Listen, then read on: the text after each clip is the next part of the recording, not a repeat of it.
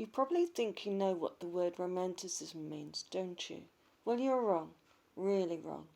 The word romantic today may be all about fluffy feelings and soft focus films and candlelit dinners and really silly padded hearts and Valentine's Day cards, but that is not what the word romanticism means. We are talking about the Romantic movement.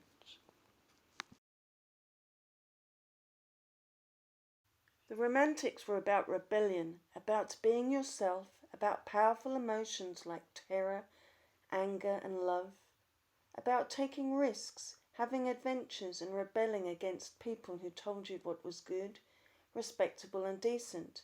You know, a bit like teachers.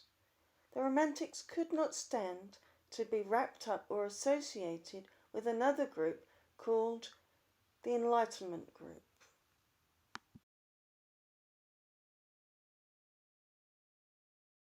The Enlightenment movement was very much created by rich and powerful men, the social elite of their day, who believed in science, reason, logic, progress, and controlling how people lived their lives. They did this through politics, the law, the church, and of course education. The Romantics hated a lot of that, and they used their poetry, their music, their paintings, and so on, and the way they lived to rebel against the Enlightenment. They were inspired by two huge events going on at the time: the French Revolution, which saw ordinary people destroying the monarchy and ruling over the rich people, and our very own Industrial Revolution, in which science and technology changed absolutely everything, and it all happened not so long ago, roughly from 1770 to 1850.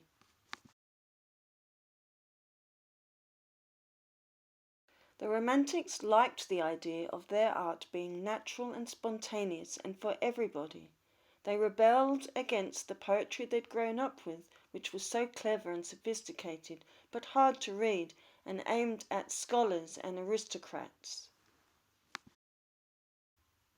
The Romantic poets started to take notice of folk stories, ballets, popular songs, and so on. They began to use that kind of simpler language, their everyday language. William Blake and William Wordsworth were good examples of this. Oh, by the way, not all these poets were called William. Some are called John, some are called Samuel, some even called Percy, though that wasn't his fault. The Romantics were deeply inspired by Shakespeare. Yes, I know, he's another William, isn't he? The Romantics saw Will Shakespeare as a rebel. Also, when Will's plays became better known, critics looked down on them because they weren't classical enough, not posh enough. They broke the rules of proper plays. Proper plays shouldn't mix comedy and tragedy or mix great rulers in their castles with ordinary people in cafes, or have all sorts of plots and subplots tangled up together.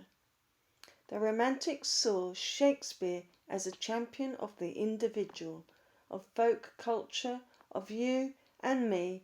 Well, you really. Anyway, obviously, I'm far more high class than you lot. You know how popular vampire stories are at the moment? Well, the Romantics love that. We call it Gothic. It's dripping with blood and horror, and it looks back to medieval times. You can see how it suited the Romantic soul. They saw Gothic fantasy as a way of letting their imaginations go wild, breaking the rules of the day so that they could explore the dark side of being human.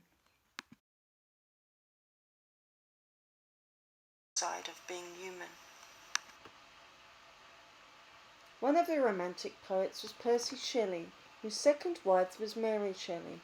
Heard of her? She wrote Frankenstein. That amazing story would scare the pants off its 19th century readers, and I think it still does today. Romantic poetry explores hysterical and passionate feelings of ordinary people at the mercy of dark and terrible forces. A bit like one of Miss D's lessons, eh? The Romantics didn't like the idea that life always had to make sense and to be understood and controlled. They knew that life can seem terrifying, mad, extraordinary, and wild. They tried to reflect this in their writing.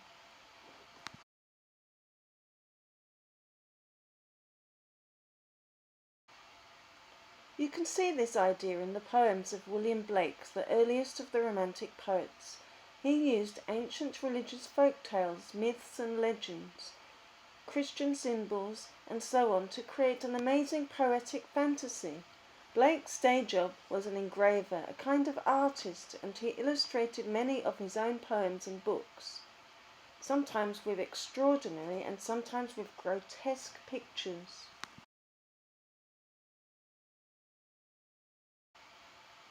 The Romantics did explore the emotion of love. So love is the driving force behind everything. Remember though, it wasn't touchy-feely love, it was passionate love.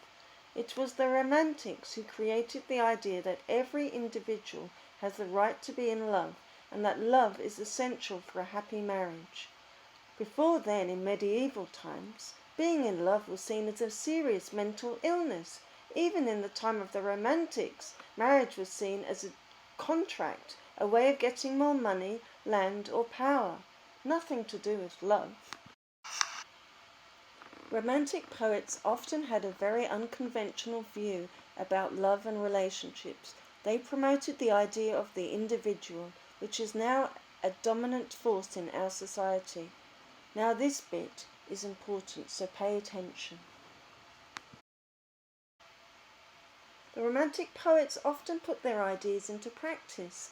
They had a habit of living recklessly and dying young, like joining wars and having affairs. They had a pretty chaotic life. Many died young. Percy Shelley died at 30, John Keats 23, Lord Byron 36 in Greece, where he'd gone to fight the Civil War. Get the picture? They talk the talk and they walk the walk.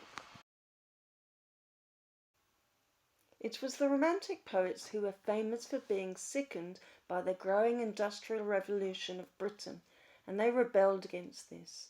They found tremendous inspiration in nature and the countryside, and they used their poetry to condemn the appalling lives that poor people increasingly suffered at the hands of industrial society.